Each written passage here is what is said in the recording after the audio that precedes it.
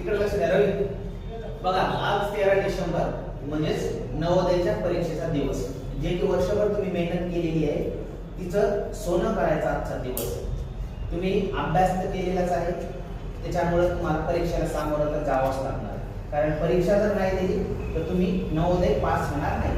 बघा Jawahar Navodaya विद्यालयाचा main motive काय आहे की ग्रामीण भागातले जे विद्यार्थी असतात ज्यांची आर्थिक परिस्थिती कमकुवत आहे त्यांना चांगल्या दर्जाचं शिक्षण मिळावं म्हणून 70% या जवाहर नवोदयाच्या मार्फत नवोदय विद्यालयामध्ये सरकार प्रवेश देतो.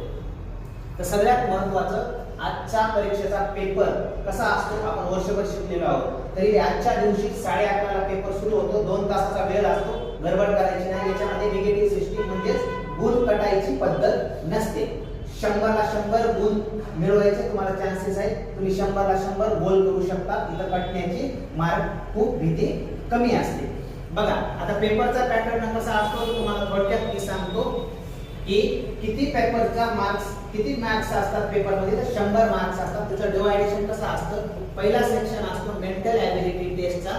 त्याच्यानंतर दुसरा सेक्शन म्हणजे दुसरा खंड जो असतो तो अरिथमॅटिकचा असतो आणि तिसरा जो असतो तो लँग्वेजचा म्हणजे भाषावर आधारित प्रश्न असतात. आता सगळ्यात महत्त्वाची गोष्ट सगळ्यात मोठा सेक्शन जे असतो मोठा खंड तो सुरुवातीलाच असतो मेंटल ॲबिलिटी टेस्टचा.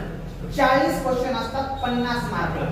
किती 40 क्वेश्चन किती मार्कला असतात 50 मार्कला असतात. दुसरा सेक्शन जे असतो तो 25 मार्कचा असतो. तिसरा सेक्शन पण 25 मार्काचा असतो. सगळ्यात सोपा सेक्शन त्याच्यात जो असतो तो भाषावर असतो. एक काय करतात एक पॅसेज देतात आणि पॅसेज दिल्याच्या नंतर त्याच्यावर तुम्हाला क्वेश्चन विचारतात. आपण भाषेवर बरेचसे प्रश्न घेतलेले आहेत आणि त्याचा अभ्यास सराव पण केलेला आहे. आता मेंटल ॲबिलिटी टेस्ट मध्ये काय काय असतं तुम्हाला माहिती आहे. वेगळं पद असतं, आकृती पूर्ण करा असते, मालिका पूर्ण करा असते, भौमितिक रचना पूर्ण करा असते. या प्रकारे असतात. एक 3 आकृत्या 4 आकृत्या देतात. एक प्रश्न आकृती देते हे पण आपण शिकलोय. किंवा मालिका पूर्ण करा मध्ये मी शिकलोय.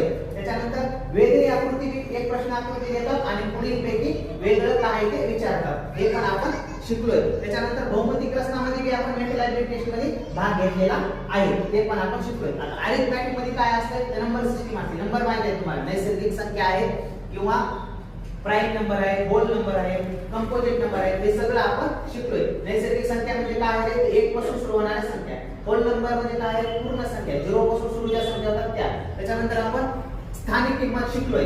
उजवीकडून आपण किंमत मोजत असतो. एकक दशक शतक आणि स्वराज दशक. त्यानंतर आपण काय केले कमाल आणि किमान हे पण शिकलोय. कमाल म्हणजे काय आहे सर्वात मोठी संख्या आणि किमान म्हणजे काय लहान संख्या. ज्यावेळेस आपण कमाल संख्या घेतो कमाल संख्या घेत असताना आपण